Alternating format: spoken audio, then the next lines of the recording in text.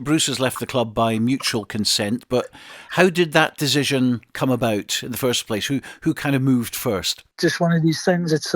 We just talked to Bruce and just came to that agreement that it was just time for a change, time for Bruce to move on, and time for us to do something different. Yeah, because Bruce was very frustrated, I think, when I spoke to him last week about a number of things, including obviously the uncertain future of Super 6. Where is it going to go as a competition? We're not at the moment thinking like that. What we're thinking is ahead to next year. We're thinking, right, Super 6 next year. How can we go better? So that's what we're looking at just now. What we can control is getting the best squad and the best support group round about the players to help us move on. But we're very appreciative of what Bruce has done. He worked very hard. Like everybody knows, sport in general is not easy at a higher level. There's a lot of moving parts when you look at Super 6, and it's not easy.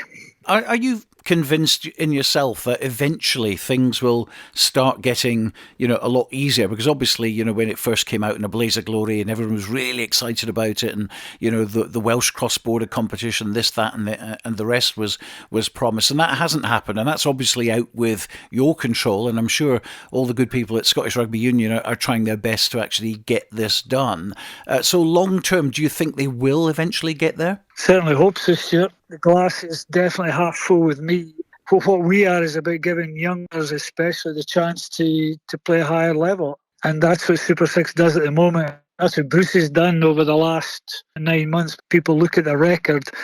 There's a lot of young players have been given the chance. So what's going to be happening with, the people like Alan Tate and obviously Ross Ford and Lewis Carmichael? Are they still involved in the club? Yeah, well, obviously this has just happened. It just happened yesterday. And what we'll do now is we'll talk to the rest of the coaches, and we'll move on from there. We'll try and put the best coaching group we can together. We'll talk to obviously Alan Tate, Ross Ford, and Lewis Carmichael, who are there just now, and we'll make a decision on what we think's best to move forward. We just want the best coaching group we can, but it's a bit early. We want to talk to these guys as well. It would come as a shock to them. I'm sure it would. We've not spoken to them yet, so that's what we've got to do first before we do anything else.